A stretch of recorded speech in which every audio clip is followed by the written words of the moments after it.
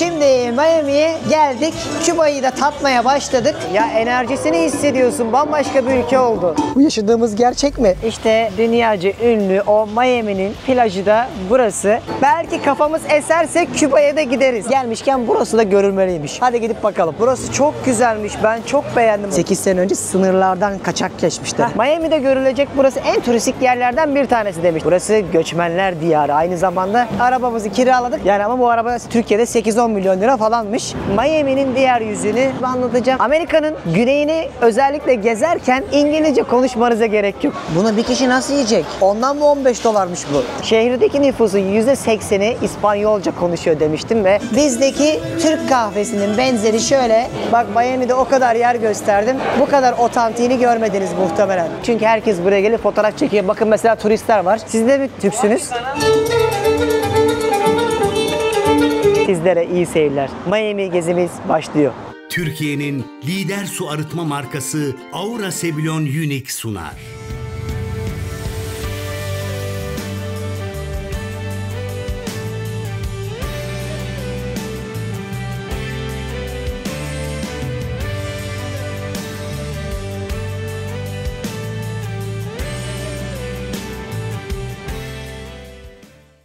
Hanımlar beyler, ben Deniz Pehlivan. Dünya turumun Miami ayağına hoş geldiniz. Bugünkü bölümümüz daha kapsamlı olacak. Hatırlarsanız Türkiye'den yola çıktık. Miami'ye bizi alacaklar mı, Amerika'ya girebilecek miyim telaşıyla beraber ki ilk bölümde anlatmıştım. Ben yıllar önce Meksika'ya girememiştim. Amerika vizem olmadığı için beni ülkeye almamışlardı.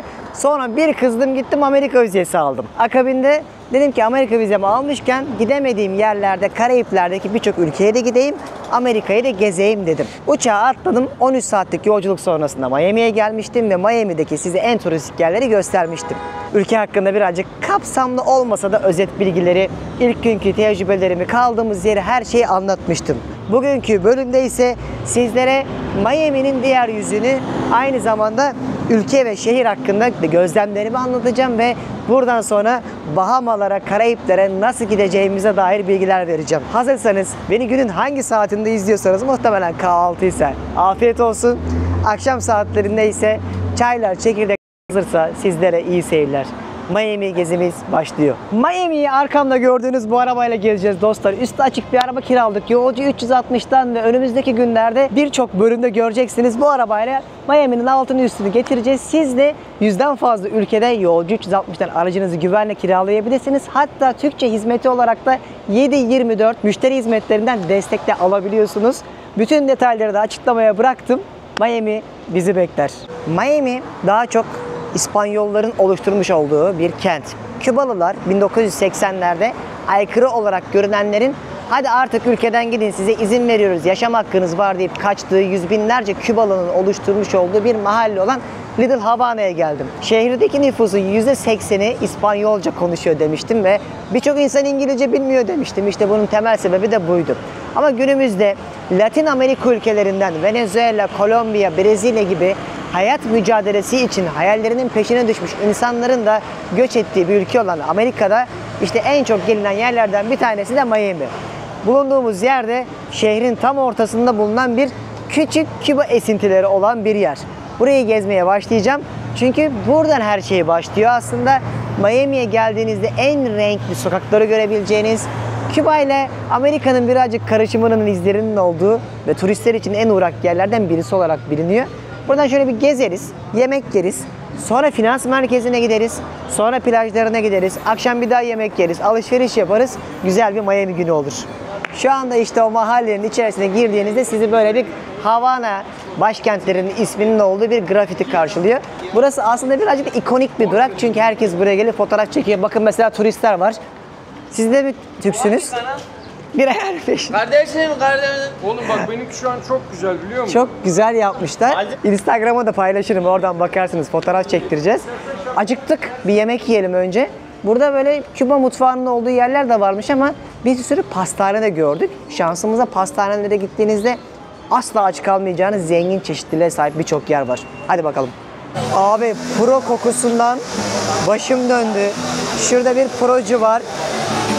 Böyle dışarılara oturmuşlar daha sabah saatlerinde müziklerle keyif yapıyorlar. Belki kafamız eserse Küba'ya da gideriz. Garantisini vermiyorum. Daha önceden gittim çünkü. Onların çok videolarını yapmamıştım ama hayatınızda bence Küba'yı da bir kere görün. Zamanda yolculuk yaparsınız. Buralara kadar gelmişken en azından. Abi burası çok güzelmiş. Ben çok beğendim. Bak şöyle bir mekan var mesela. Fiyatları görüyorsunuz. Küba yemekleri yapıyorlar daha çok. Etler metler de var. İçeriye girdiğinizde Sezer de bir yandan çekim yapıyor. Böyle mekanlar var.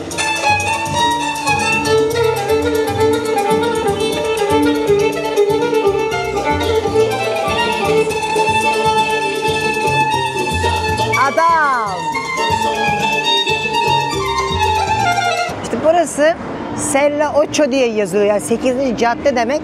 Bu cadde boyunca böyle aralara parmaklar şeklinde mahalleleri kurmuşlar. Bu kurdukları yerlerin de her köşesine şöyle kafeler, restoranlar, publar koymuşlar. Miami'de görülecek burası en turistik yerlerden bir tanesi demiştim. Bakın arkamda bir tane mesela tur grubu var. Şimdi buraya 1960'larda gelen o mülteciler Küba'dan gibi görünse de sadece Honduras, Nikaragua gibi ülkelerden de geliyorlar. Burası aslında onlar için geçici bir nokta. Ama günümüzde tabii ki 40 senelik süreçte kentleşmeyle beraber burası da modern bir yüzü olmuş.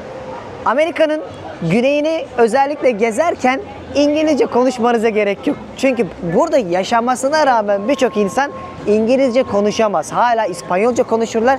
Hatta ben buraya 2009 yılında ilk Amerika maceramda geldiğimde çok şaşırmıştım. Ben Work and Travel'a gelmiştim. Çalıştığım bir yerde Utah, Salt Lake City'deki bir eğlence parkında bir misafir geldi bana şey demişti. Nasıl İspanyolca bilmezsin? Ben böyle kalmıştım. Ya nasıl? Burası United States of America. Yani İngilizce bilmek gerekiyor. Hayır demişti. Burası göçmenler diyarı aynı zamanda ve en çok dil İspanyolca konuştuğu demişti. Tabi o zamanlar çocuğuz. 15-16 sene geçmiş. Şu an işin rengini daha net anlıyor insan. Çok güzel bir yer. Burası benim enerjimi çok yükseltti. Çünkü neredeyse bütün binalar bakar mısınız? Tek katlı ve aynı zamanda çok güzel kafeler var. Kokular falan şahane. Ya da ben çok acıktım. O yüzden açlıktan artık her şey çok güzel kokmaya başladı. Bak şurada bir El Pub diye bir restoran var mesela. Fotoğraflarıyla ne yiyeceğinizi görebiliyorsunuz. Marisco Seafood demek, deniz mahsullü. Mesela bir balık yemek isterseniz 20-29 euroya, dolara yiyebiliyorsunuz. Pahalanmış. Yani Amerika'da çok ciddi gördüğüm kadarıyla 10 yıl öncesine göre dersem en azından bayağı pahalı. Diyorlardı bunu, insan geldiğinde daha net anlıyor. 20-30 dolardan az en azından Miami'de hiçbir şey yiyemiyorsun. Abi prolar başladı. Biliyorsunuz pro ülkesi Küba. Böyle dükkanlar yapmışlar. İçeriye girdiğinizde şu an pro kokusundan başım dönüyor. Bak çok pahalıdır. Genel olarak tanesi 12 ile 14 dolardan başlıyormuş şu marka. Bak daha sabah saatlerinde bangır bangır müzik var. Şurada canlı müzik yapıyorlar. Balchain adında bir mekanda.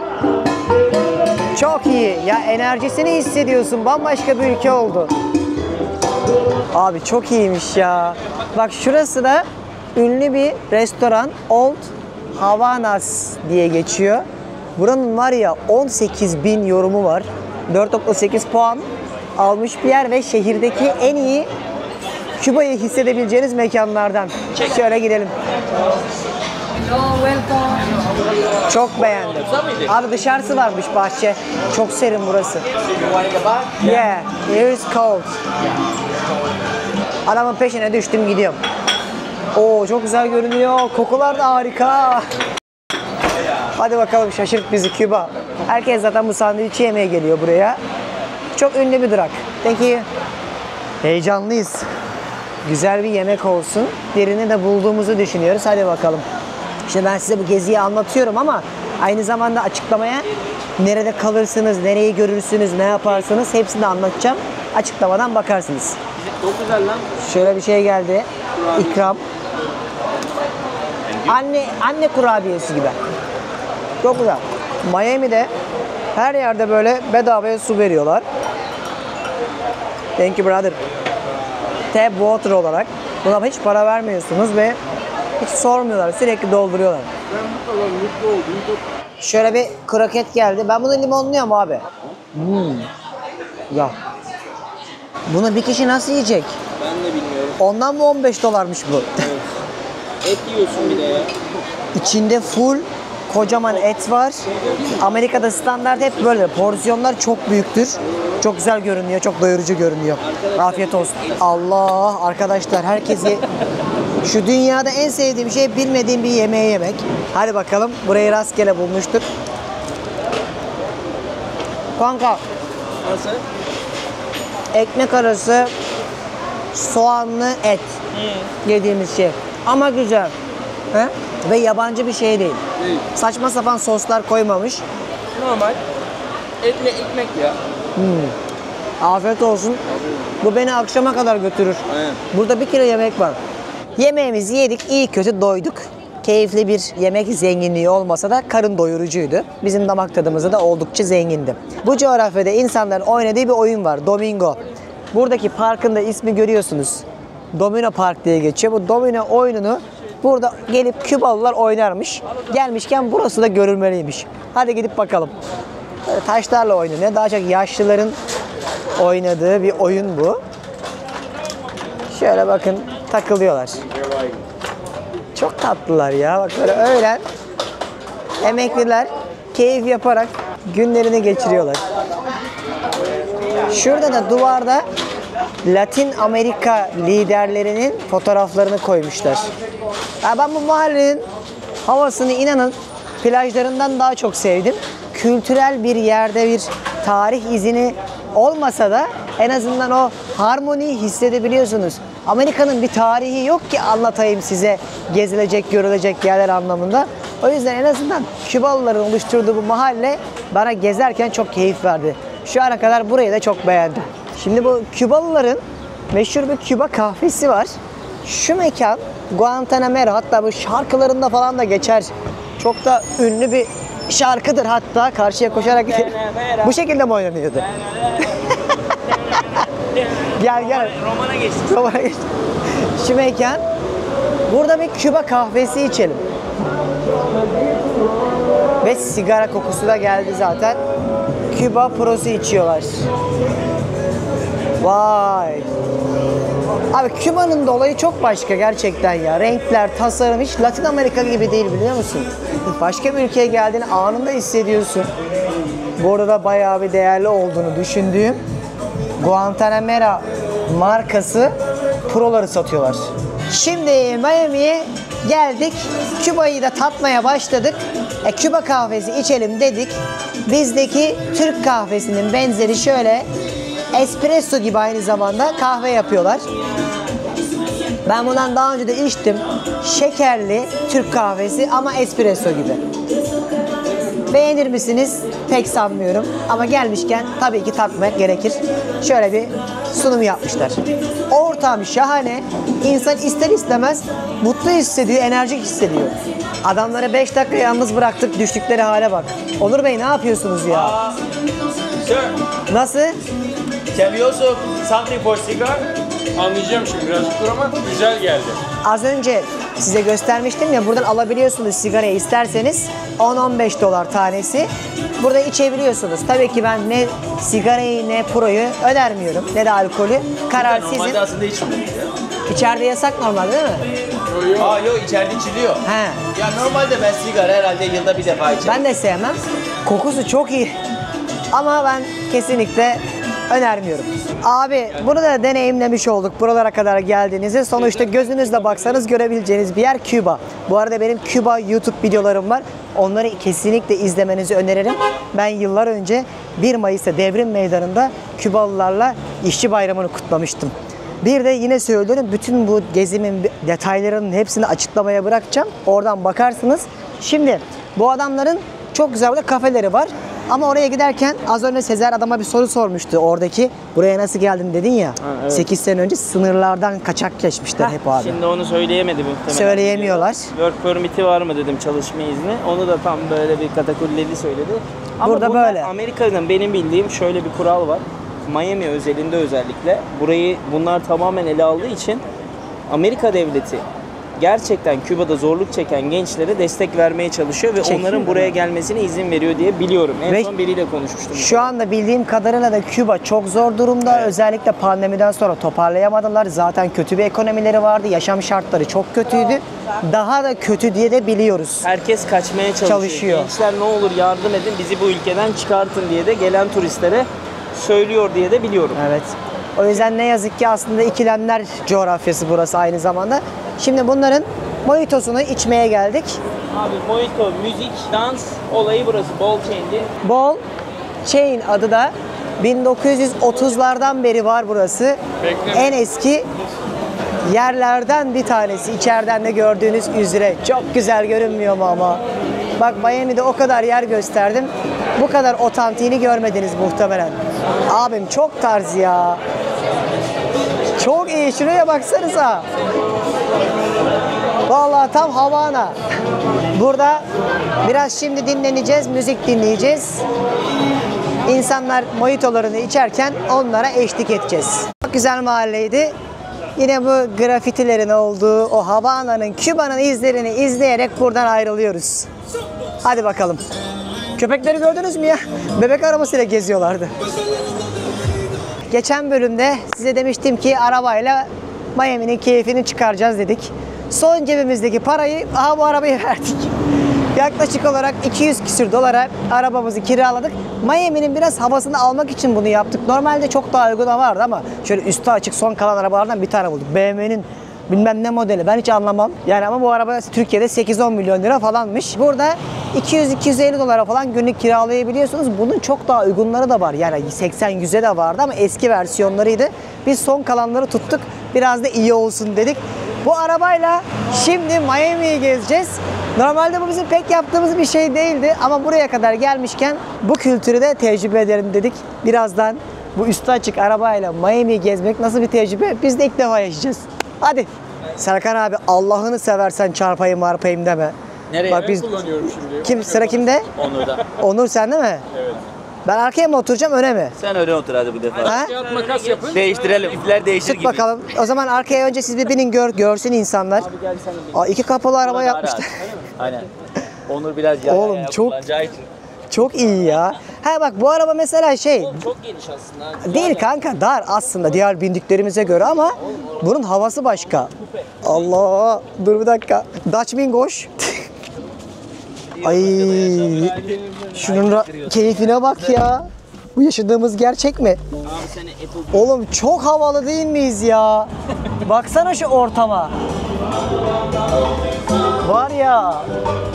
Ama bu sanki biraz fazla oldu. Miami sen mi büyüksün, biz mi be?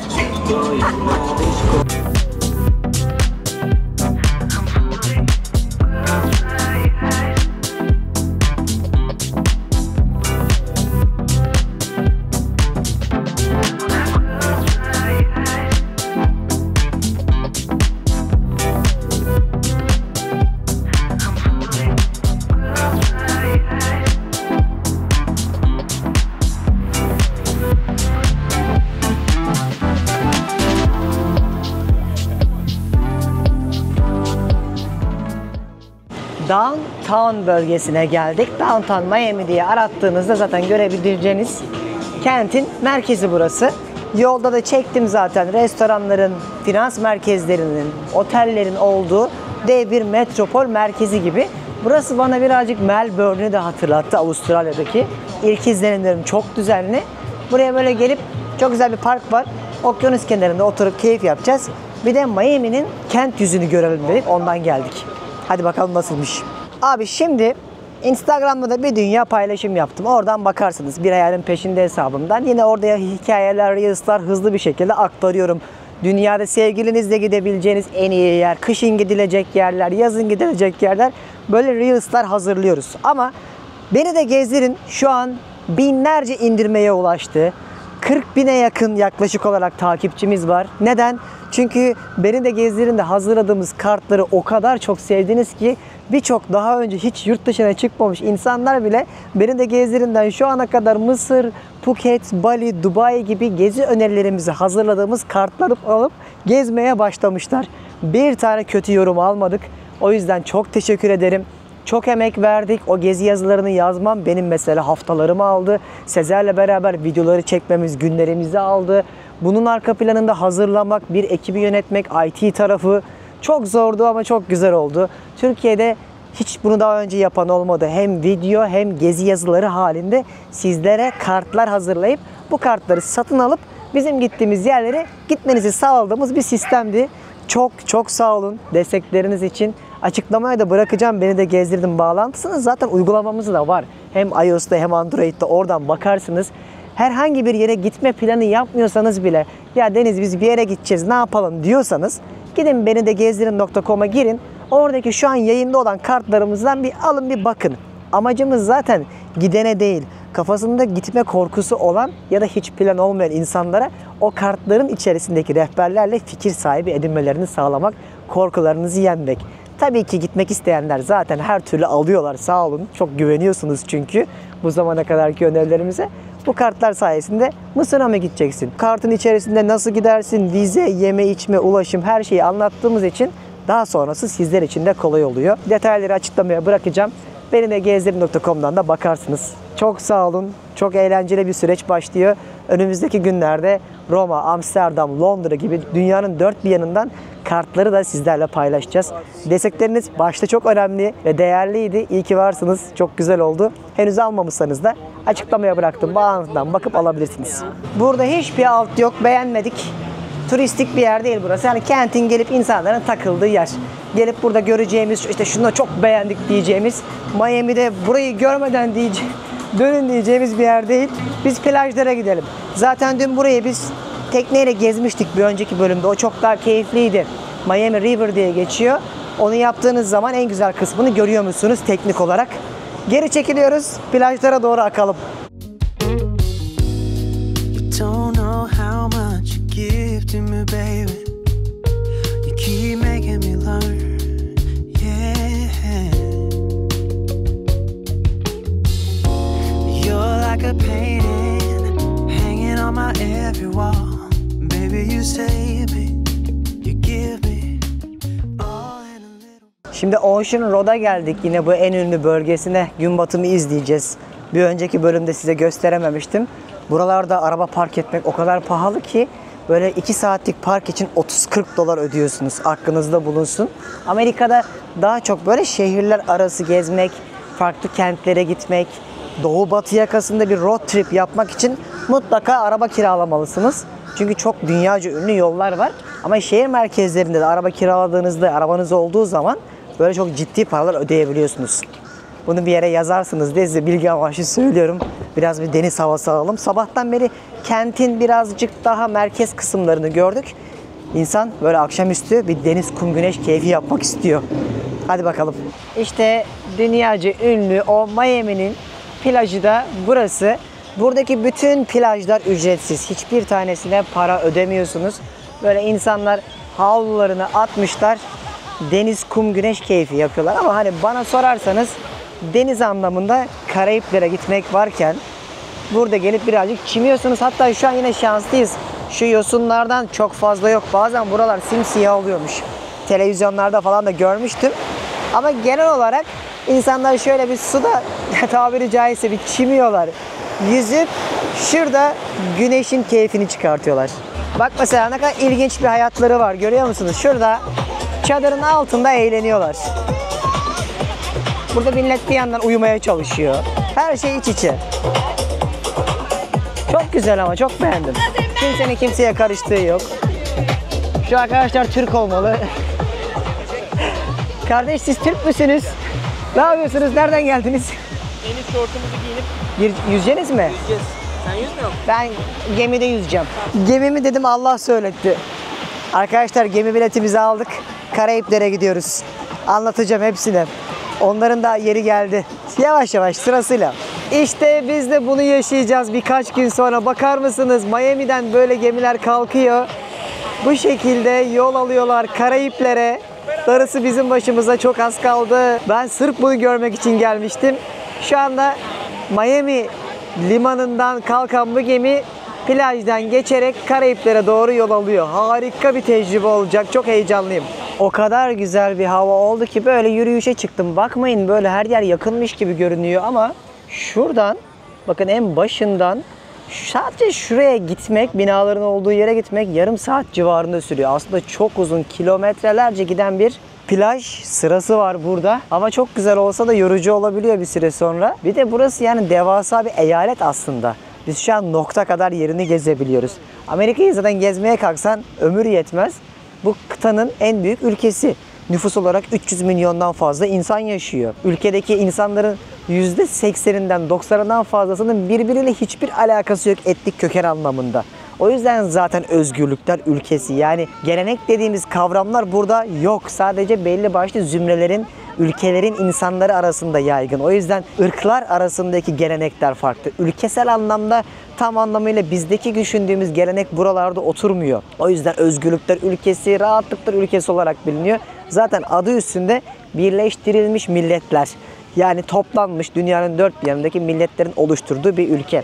Aslında 1700'lü yıllardan İngiltere'den ayrıldığında, ilk kurulduğunda 13 eyalet olarak kuruluyor burası. Günümüzde 50'den fazla eyalet şeklinde.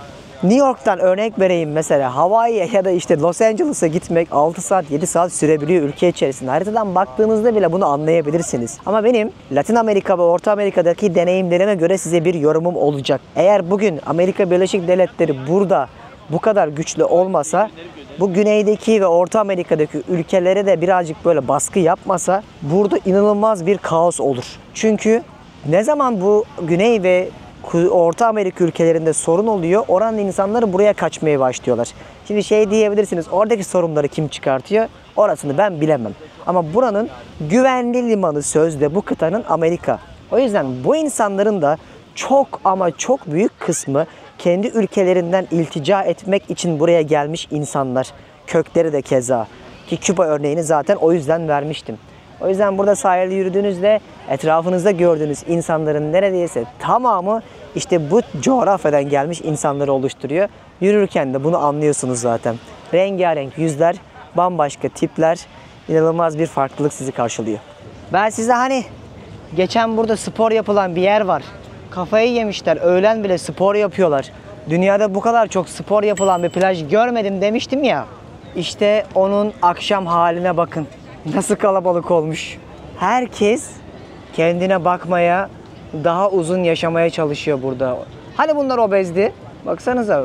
Helal olsun. Miami Belediyesi de aynı zamanda çalışıyor. Tebrikler. Arkadaşlar normalde şimdi ben size bu videoda Amerika'yı uzun uzun anlatıp nasıl gelirsiniz, vizeyi nasıl alırsınız, nasıl yaşarsınız, yaşam şartları, eğitim şartları, gerçekten Amerika dışarıdan göründüğü gibi mi, hepsini anlatacaktım. Ama vazgeçtim. Neden? Onurcuğum tutar mısın kardeşim? Sen çok iyi tutuyorsun. Çünkü yarın Serkan abiyle beraber ayrı bir bölüm yapacağız. Bu çok talepte edilen bir video oldu. Çünkü insanlar Amerika'ya sıfırdan gelmiş bir insanın hayatını görmek istiyorlar ve aslında bu tecrübeyi bir nevi aktarmak istiyoruz size. Evet. Bunun benzerini Amerika'da da yaptım abi. Ben Tayland'da da, Endonezya'da da, Avrupa'nın birçok yerinde de Amerika versiyonunu da beraber yaparız. Bildirimleri açın ama sonraki bölümde okuyacaksanız, Amerika'da iş kuracaksanız, yaşayacaksanız Green Card nasıl kazanılır, Green nasıl Card, başvuru yapılır, hepsini daha sonra kaç yıl içerisinde vatandaş olunur, belki nasıl bir ticaret kurulur, onlarla ilgili anlatırız bütün değil mi? anlaşmalar. Güzel bir rehber çıkartırız, faydamız da olur. Ama ben çok acıktım. Sendeki bu çekim hırsı Şimdi bizim voleybol oynama zamanı. Ben kaçıyorum. biraz burada keyif Beraber yapacağız. kaçıyoruz. Hadi. Sonra dur beni sattılar. Şimdi biraz burada takılacağız, oyun oynayacağız biz de. Sonra yemek yemeye gideceğiz. Akşam var ya, böyle Instagram'da da sormuştum. Bir ayarın peşinde de. Herkes orayı önermiş. Çok güzel bir restoran. Oraya götüreceğim sizi. Şu topu alalım. Instagram'a da gelin. Bekliyorum. Ama azıcık biraz bize dağıtalım. Yeter bu kadar çekim. Yemek yemeye gidiyoruz agalarla. Devam. Buranın en iyi restoranlarından bir tanesiymiş. Sezer kardeşim öyle diyor. Çok iyi. Bak Türk lezzetini böyle farklı bir şeyle harmanlayıp önümüze sunuyorlar. Hem dizayn olarak hem de lezzet olarak bir numara diyebilirim yani. Hadi bakalım. Doya.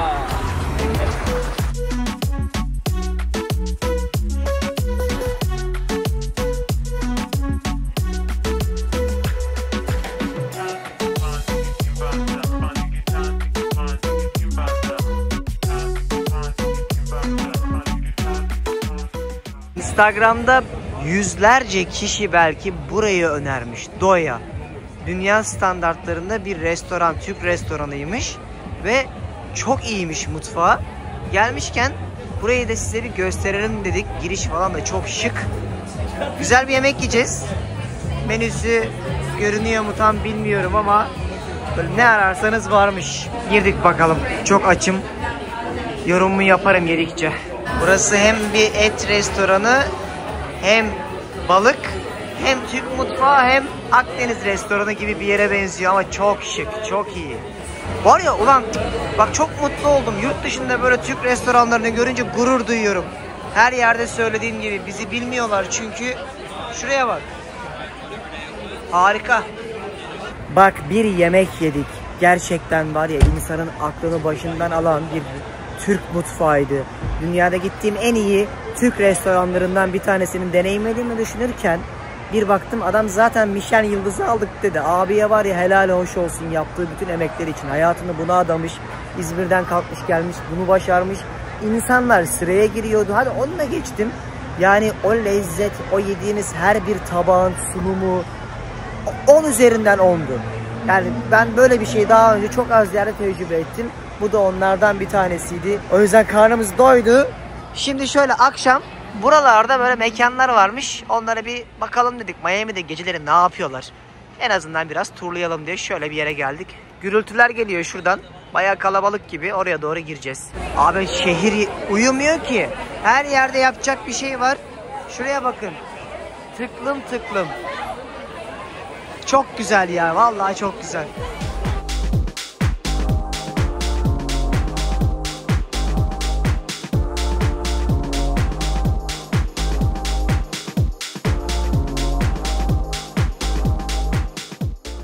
Dostlar Miami'de dün harika bir gün geçirdik. Bugün de yine şansımıza baksanıza havanın güzelliğine. Allah'ım insan böyle bir yer uyandığı zaman hani günün güzel geçeceğini hissediyor.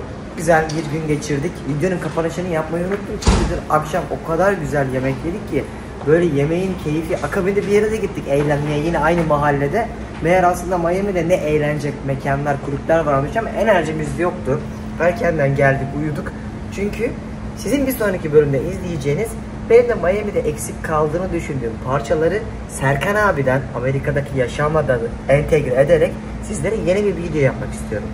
O videomu izleyin. Şimdi bu videoyu kapatacağım çünkü ayrı bir video olarak izleyeceksiniz. Amerika'ya nasıl gelinir, nasıl yaşanır, eğitim sistemi nasıldır, gelmeye değer mi gibi sizden gelmesi muhtemelen Instagram'da da sormuşsunuz çünkü. Soruları bana soracağım. Güzel bir sohbet edeceğiz. Bildirimleri açarsanız sonraki bölümde izlersiniz. Şimdilik benden bu kadar. Bir sonraki Miami Amerika bölümünde görüşmek üzere. Türkiye'nin lider su arıtma markası Aura Sebilon Unique sundu. Lost in thought, I'm tripping. Oh, I'm wishing I was feeling different. Looking for a reason why this feeling keeps on coming back to me. It's hurt.